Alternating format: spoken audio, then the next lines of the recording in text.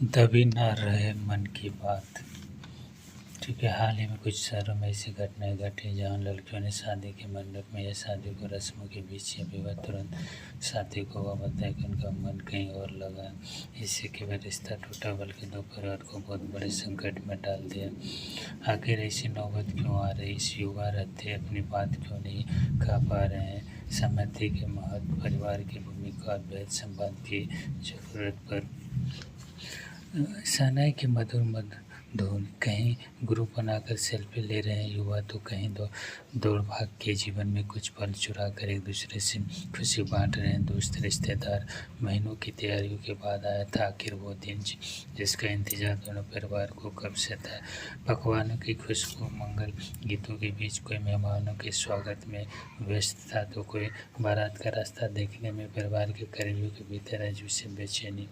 जो ऐसे आयोजनों के भीतर अजीब से बेचैनी जो ऐसे आयोजनों के समय अक्सर होती है। बेचैनी में पिता अनायास ही बार बार मोबाइल का स्क्रीन देख लेते। माँ की आंखों में खुशी और विदाई का दर्द एक साथ था। उन्हें लगता आज उनकी वर्षों की जिम्मेदारी पूरी होने जा रही।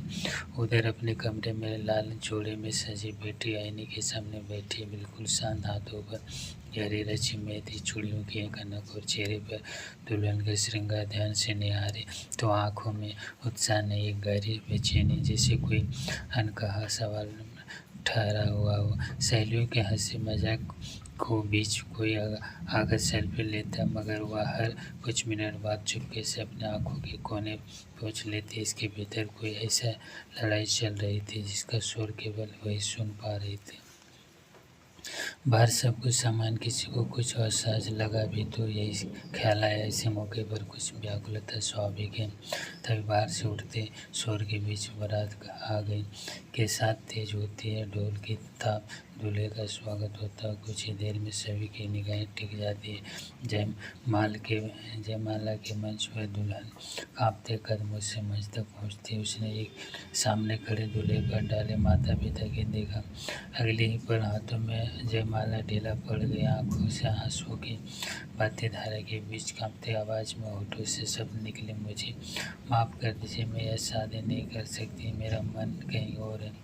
बस एक वाक और कुछ ही सेकंड में महीनों की तैयारियां, अनगिनत सपने, पारिवारिक उम्मीदें और शाम की बाहर खुशियाँ समय की किसी ठहरी हुई फ्रेम में कैद हो गई, जैसे पूरी दुनिया रुक गई हो। हर मन में केवल एक सवाल, अगर वह बात पहले कर दी जाती तो इतना बड़ा दर्द टल नहीं सकता था।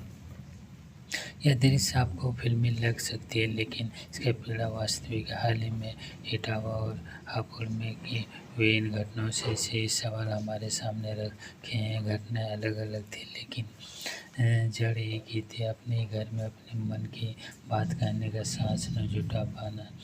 जरूरी है मन की समझ। ये घटनाएं बदलते बढ़ते समाज की ऐसी तस्वीर सामने रखी है जिसमें रिश्तों की परिभाषा, विवाह का अपेक्षा और युवाओं का सोच तेजी से बदल रहा है। पहले विवाह को परिवार का निर्णय माना जाता था, वह आज की पीढ़ी इसे अपने पूरे जीवन से जुड़ा फैसला मानती है।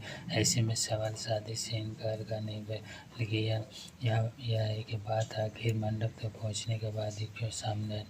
कई बार बच्चे अपने मन की बात कहना जानते हैं, लेकिन उन्हें लगता है उनकी बात सुनी नहीं जाएगी। कुछ को परिवार की नाराजगी तो कुछ बदनामी के डर से चुप रह जाते हैं। यह चुप्पी से धीरे धीरे इतनी लंबी हो जाती है कि उसका अंत गलत समय पर होता है। जेएनयू के समाजशास्त्र विभाग के प्रोफेसर डॉक्टर केवल संस्कारों की भूमिका देना, समस्याओं को मजबूत सीमित नजरिए से देखना होगा। उनके अनुसार समाज युवाओं का सोच बदल रहा है। आज का युवा चाहता है कि विवाह की ऐसी महत्वपूर्ण उसकी राय केवल औपचारिक न हो। दरअसल पिछले एक दशक में शिक्षा, रोजगार और आर्थिक आत्मविश्वास से युवाओं को अपनी पहचान के प्रति अधिक सजग बनाया। इनका केवल विवाह से इनकार नहीं होता, बल्कि यह उस असहमति का सार्वजनिक रूप होता है। इंटरनेट, मीडिया और अन्य माध्यमों ने उनके अभिव्यक्ति के तरीकों को प्रभावित किया। इसका अर्थ यह नहीं कि युवा गलत या माता पिता। असल मौसम दोनों के बीच संवाद का कमजोर होना है। जनरेशन गैप ने बढ़ाई दूरियां। बातें परिवारों में